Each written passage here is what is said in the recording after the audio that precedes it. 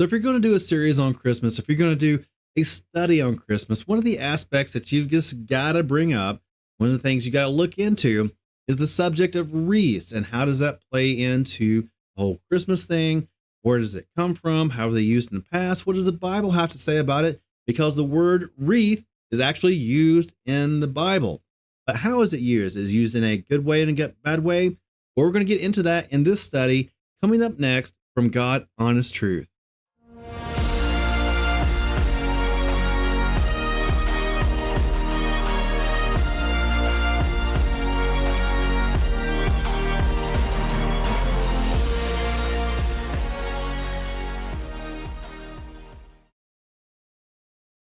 So this episode is going to be all about wreaths, or what we commonly think of as wreaths, and what I will define my interpretation of what a wreath is in just a moment. But if you would like more information on this subject than what we have currently put into this presentation, by all means, go check out the article post that we have provided for you on godhonesttruth.com. There you'll be able to find the on-demand video. You'll be able to find the draw slides that you see here on your screen. You'll also be able to find the notes that we took and provided to you for this particular subject. We also have several files from AI, some research papers that we had AI do in the subject of wreaths. So you can go and find out even more than what you find out here.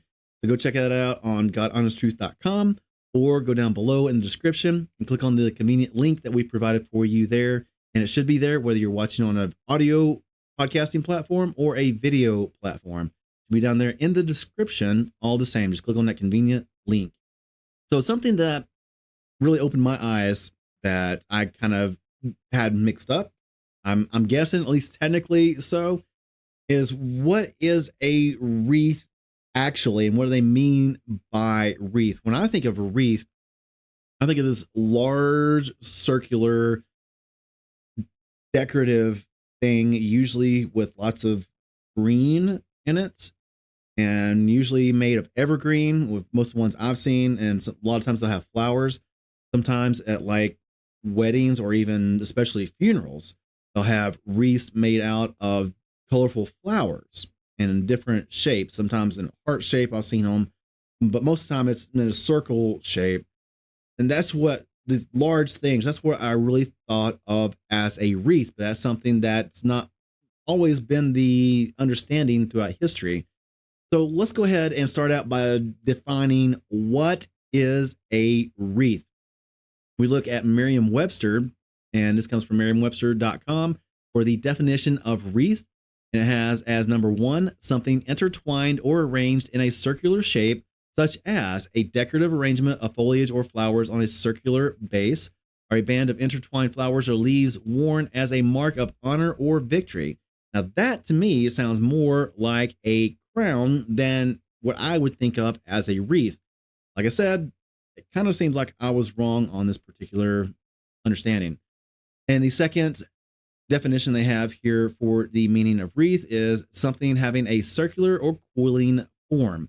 Now keep this concept in mind, because this is something we're going to get into a lot as we go through some of the historical information, and especially some of the scriptural information during this drosh.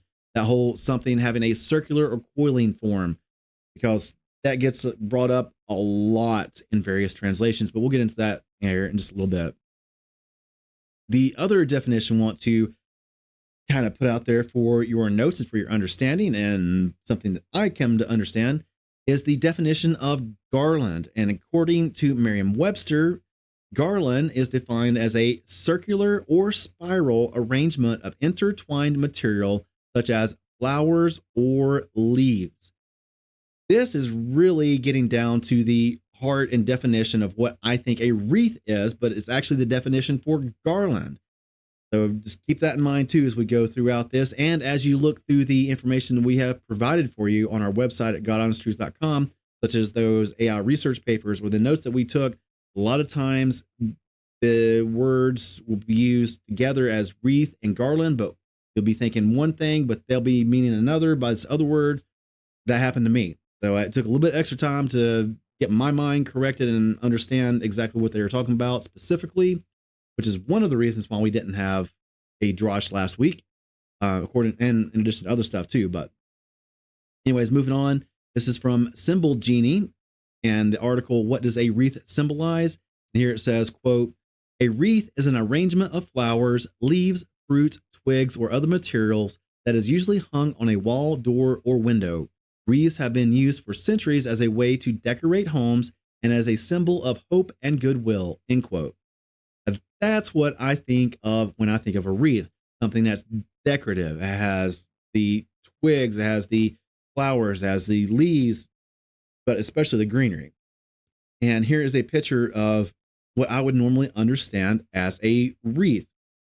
That's not always been the understanding. Sometimes, especially back in the day, as sometimes said, a wreath just simply meant something that was circular. It could be small, it could be big, it could be even sometimes made out of metal, but not usually. Usually it's made out of perishable organic material like flowers or branches, or leaves, stuff like that. But here on your screen, this is what I would normally think of as a wreath, but sometimes, technically speaking, it can be referred to this as a garland instead.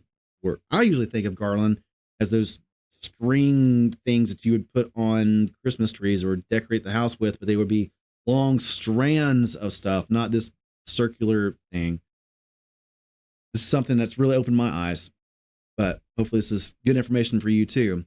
Now, according to the Edom Online, the etymology of the word wreath, they say it comes from the Middle English wreathi, I'm saying that correctly, or even wreath, spelled differently, but meaning a round or coiled shape, something coiled up or wound in a circular shape, a twisted band, especially a flowering branch or the like, twisted in circular form, worn about the head. From Old English reo or reis, or meaning fillet, bandage, or band. The meaning ring or garland of flowers or vines is recorded or usually starts about the 1560s, so about middle of the 16th century, something like that. But once again, this is not something that I would have defined a wreath as being. But again, according to this definition, it's something that's worn up on the head, something I would call a crown nowadays, or something similar to that. For garland, the etymology of garland from Etym Online, from about the 1300s, meaning wreath of flowers, also crown of gold or silver, from Old French garland. The word is found in many forms in the Romanic language, such as Old Spanish garlanda, French guirlanda, Italian ghirlanda, Portuguese grinalda. I know I probably butchered the pronunciation of those, but you get the point. They're all fairly similar. I mean, the same thing. This is kind of reminds me of the whole Easter teaching when we got into that, and most words around the world for what we know of as Easter uses a derivative of the Greek word Pascha, whereas in America we use the pagan goddess name of Easter. So it just kind of reminded me of that, when all these words were very, very similar in sounding to the word garland. But anyways, let's go ahead and look at some scripture, why don't we? Looking at 1 Corinthians chapter 9, verse 25. Every athlete exercises self-control in all things. They do it to receive a perishable wreath, but we an imperishable. And that coming from the RSV. Now, other translations also use this very same word as, this very same word of wreath. For example, we got on screen here the ESV, but other translations choose a different word, and they choose the word crown, such as the King James Version, the Legacy Standard Version, and the version we use here at God Honest Truth, the Scriptures 2009. So is this a wreath or is this a crown? Well, in my definition, it's one way, but in other translations, they think of it as a different way. Here, the word used in the Greek is the Greek word G4735. That's G4735. And that is the Greek word stephanos. And here, your outline of biblical usage from blueletterbible.com has it down as a crown, a mark of royal or exalted rank, etc., etc. Strong's definition has it defined as a chaplet, a badge of royalty, prize in public games, or a symbol of honor generally. That's the meaning of the word stephanos from the Greek.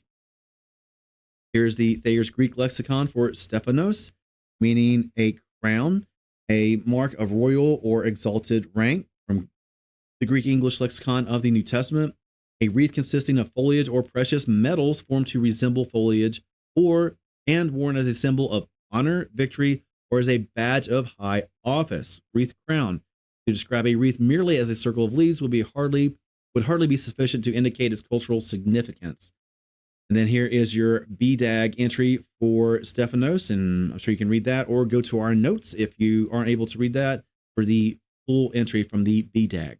But what I'm getting from the lexicons and the dictionaries, stuff like that, for stephanos is meaning what I would understand to be a crown, something that is smaller in origin than what I would think a wreath would be, smaller in origin and worn upon the head.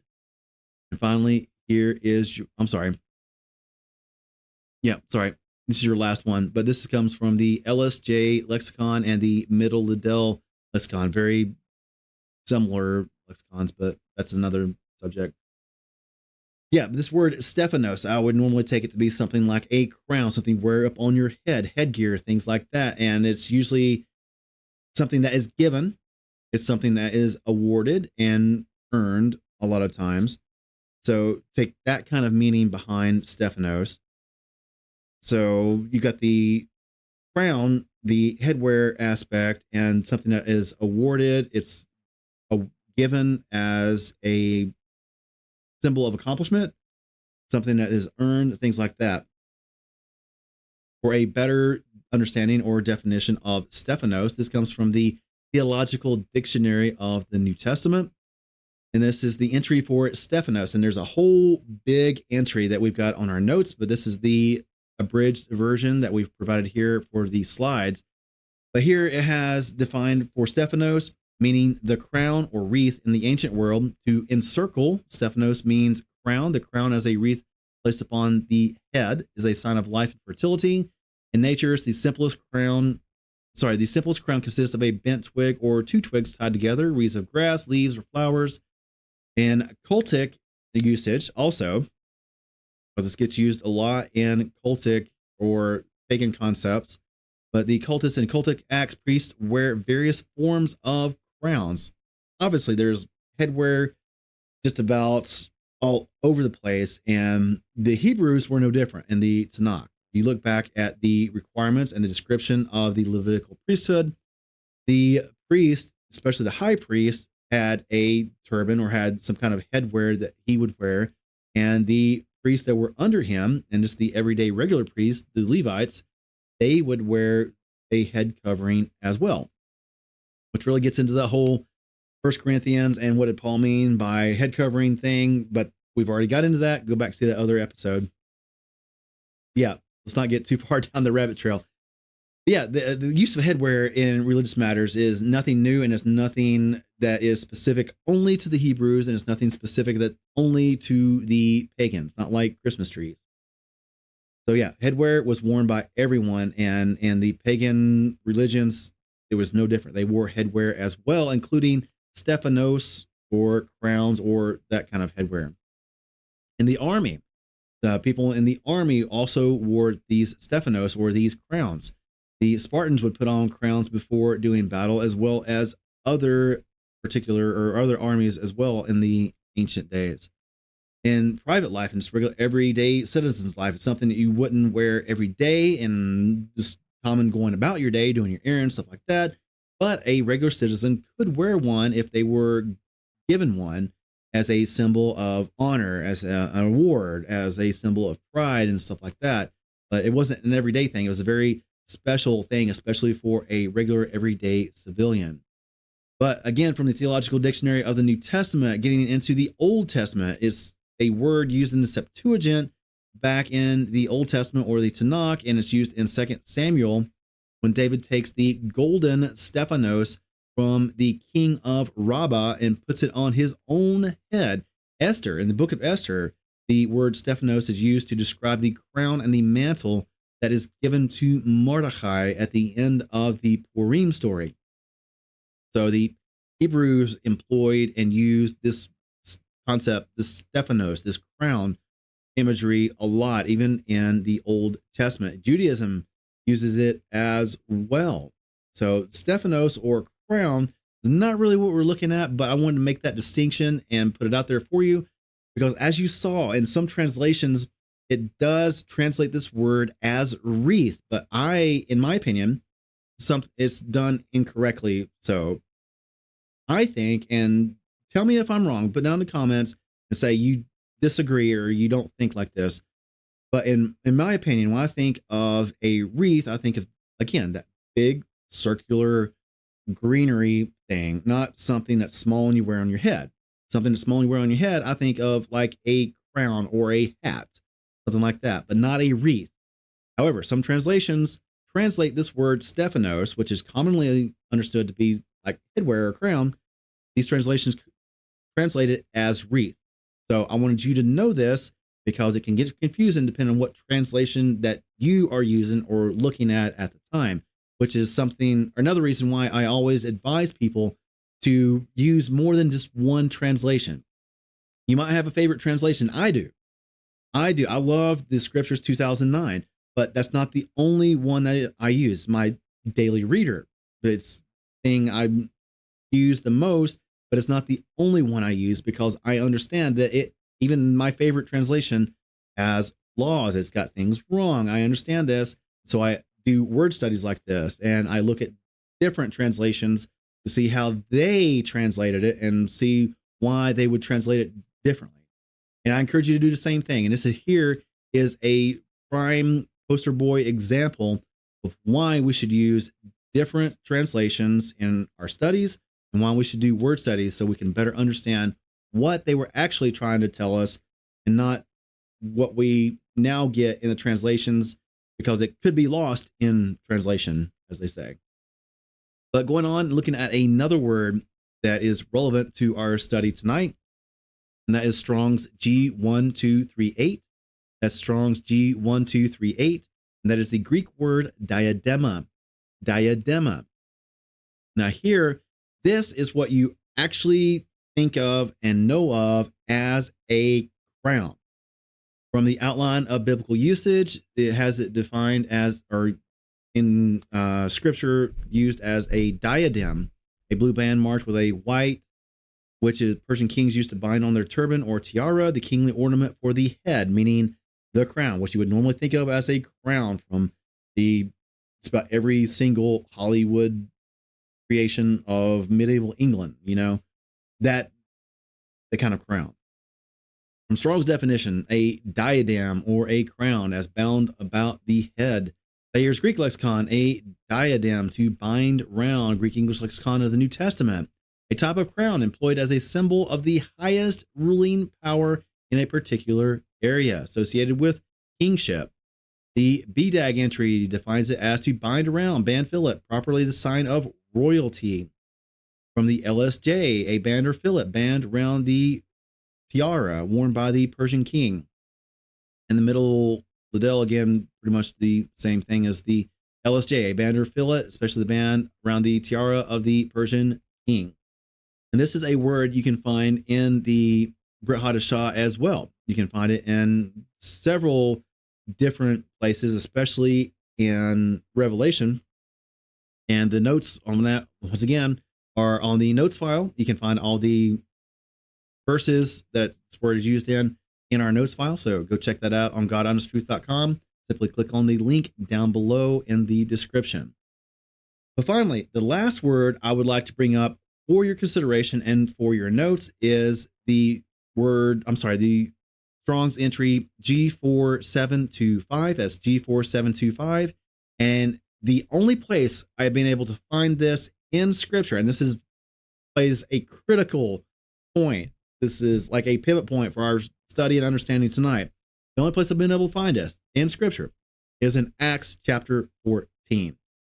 This is Acts chapter 14, verses 11 through 18. And when the crowd saw that what Shaul had done, they lifted up their voices. The mighty ones, or gods, have become like men and come down to us. and they called Barnabas Zeus, and Shaul Hermes.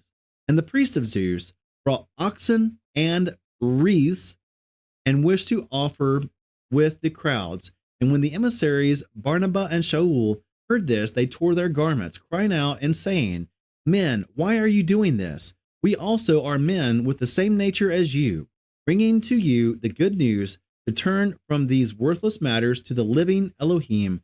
Even with these words, they still had difficulty in stopping the crowds from offering to them. Now, I put all that in there just so you got the context behind what is going on here. You got Paul and Barnabas, and they're doing great and wonderful things. And they're doing miraculous things in front of the crowds, in front of the people. They're going out and they are being the apostles they're supposed to be. And they are amazing the people, because the people have not seen anything like this. And the people are so amazed, they think that Paul and Barnabas are gods come down from the heavens to be among them. And what do? The chief priest there, the priest of Zeus, comes and wants to make an offering along with the people, because the people are wanting to make an offering too, to these gods, or at the very least what they consider to be demigods, the part god, part man legends of Greek antiquity, right? So the priest of Zeus and these people want to make offerings to Paul and Barnabas because they think they're gods. And what do they bring? They bring the oxen, which is to be fairly familiar with as part of the sacrifices, but they also bring something else. They bring wreaths. And these are the wreaths that what I would normally think of as a wreath. It's not the strands and stuff like that. It's these circular ornaments, decorative greenery things.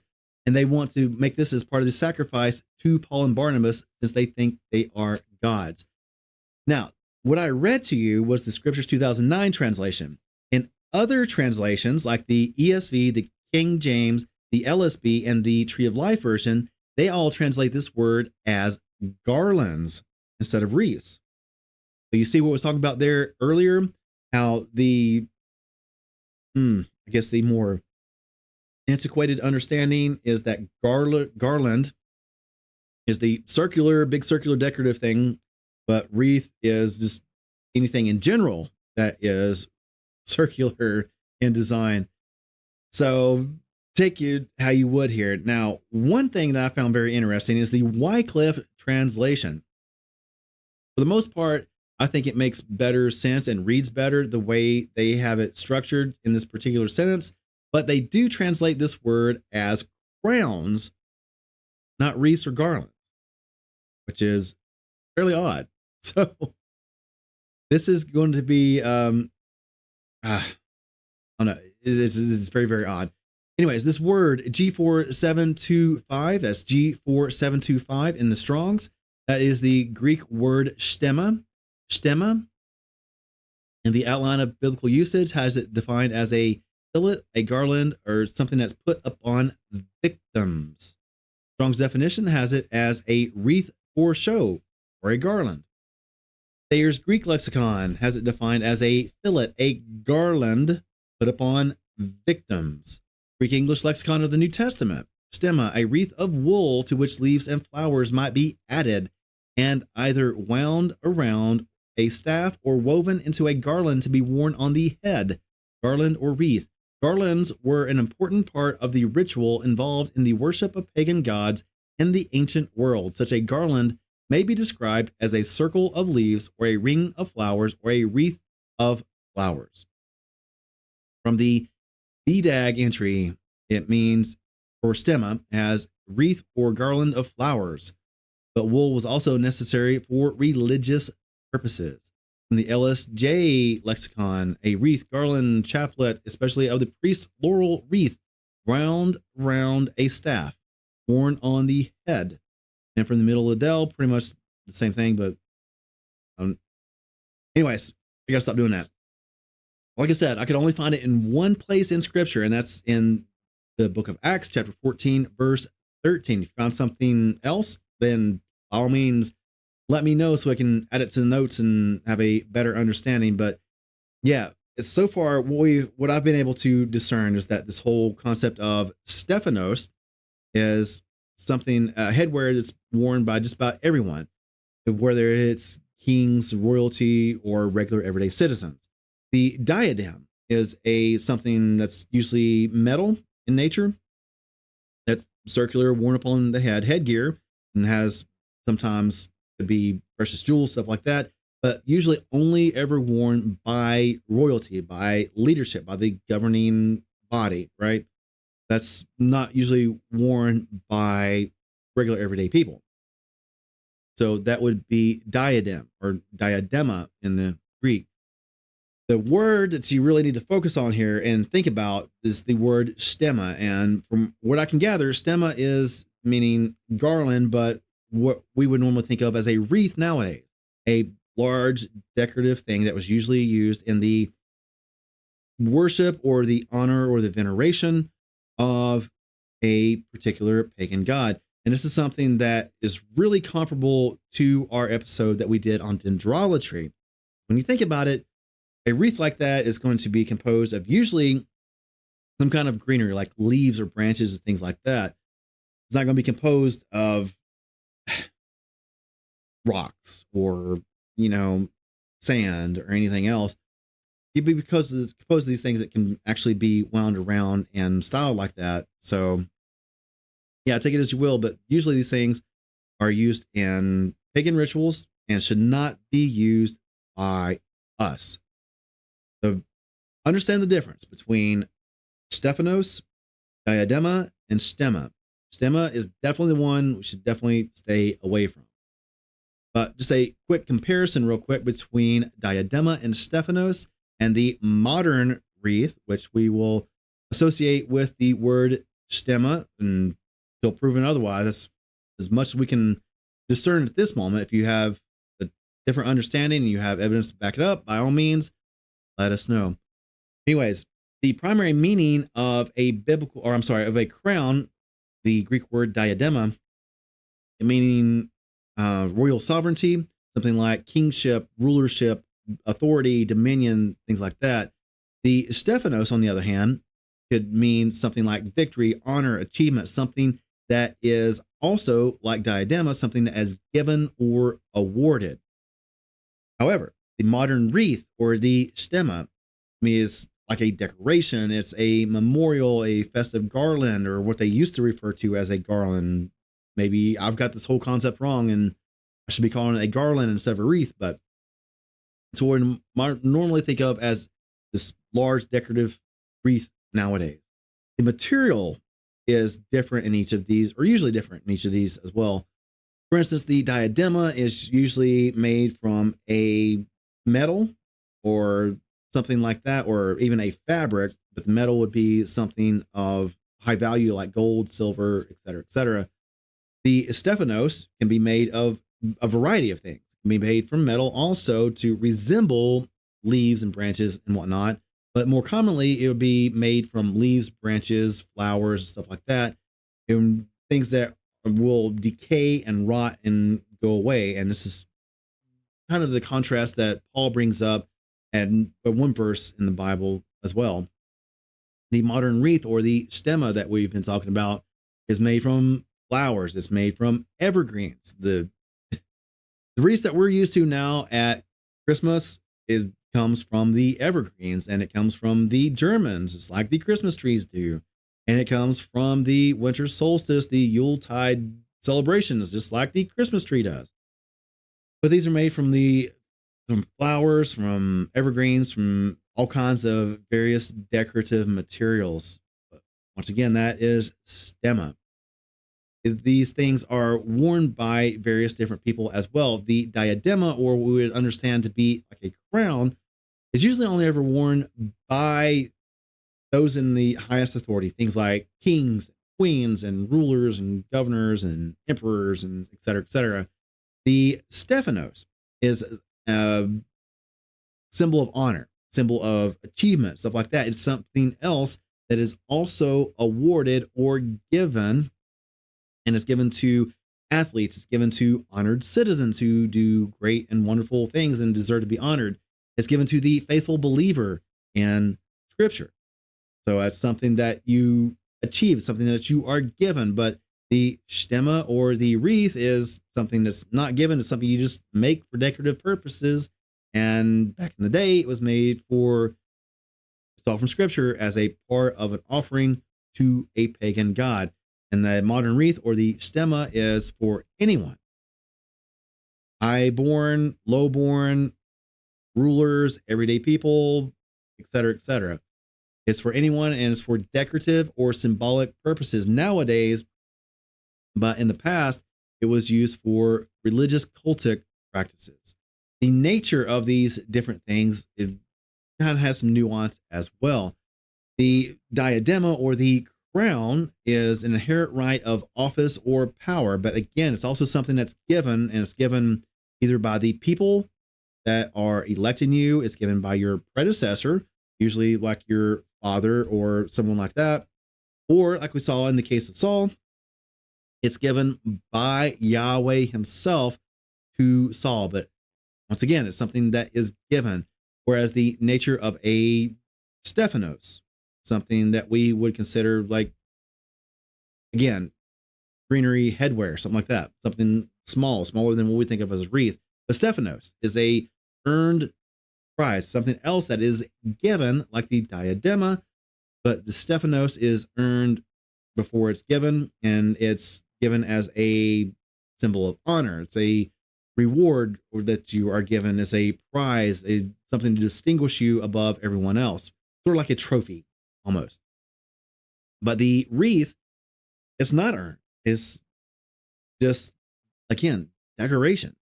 And like the stephanos, it is also temporary. It will rot and decay and die, but it's still, not earned. It's not got the same value behind it as something like a diadema or a stephanos. It's just out there. And once again, this stemma, or what we would think of nowadays as a wreath, is something that was used way back in the pagan days to worship their pagan gods.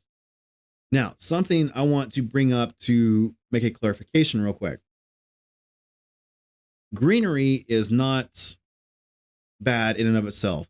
Yahweh created everything. That includes the green trees, the green grass, the beautiful flowers, etc., etc. So they're not bad in and of themselves, and they're not bad to use in religious purposes. Now, with that being said, when we use them in the way that the pagans do, that is when it gets bad. For example, gold is not bad.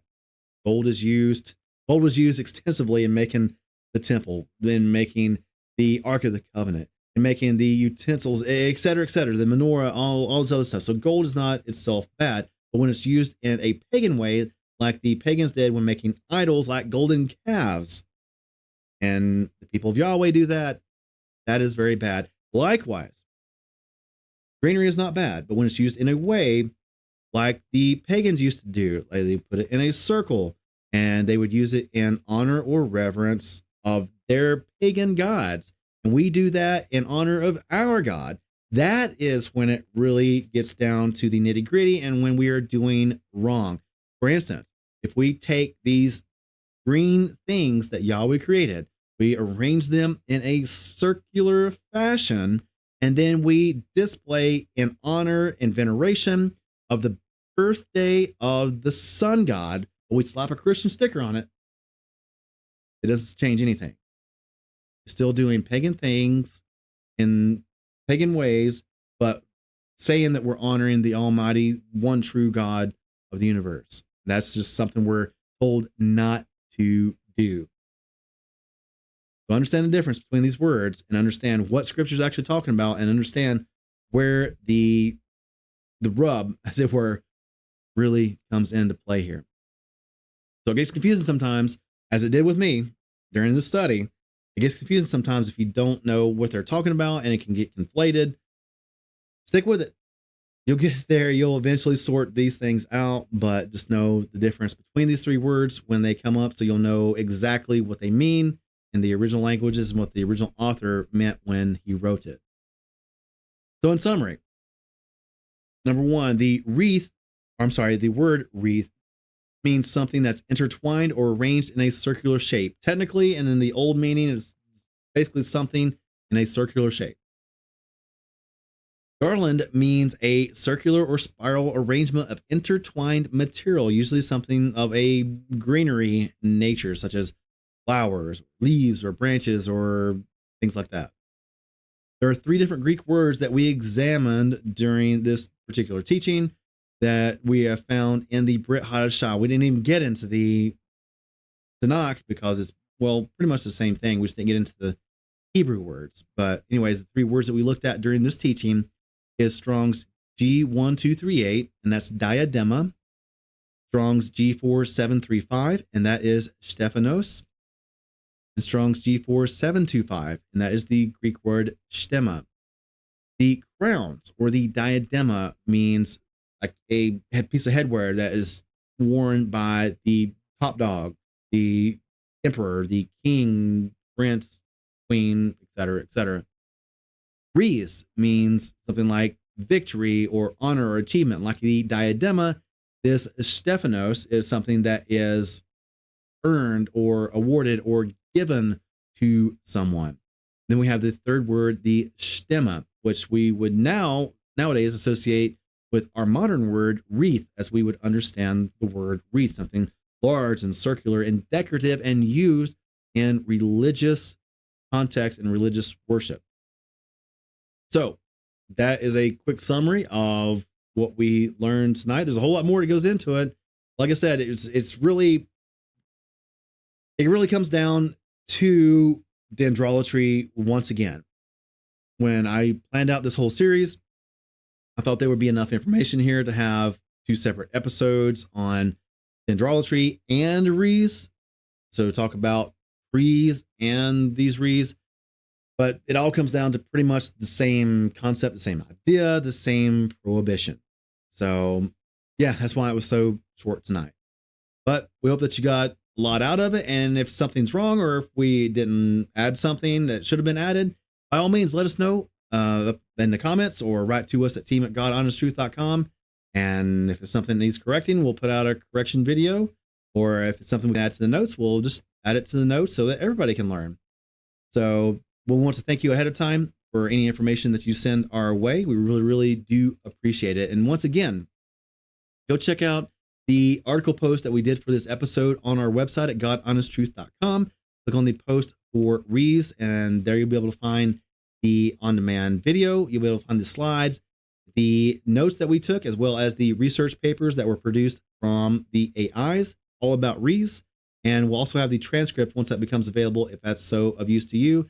But that's all right there on godhonesttruth.com, or you go down below in the description, click on that convenient link that we posted for you down there.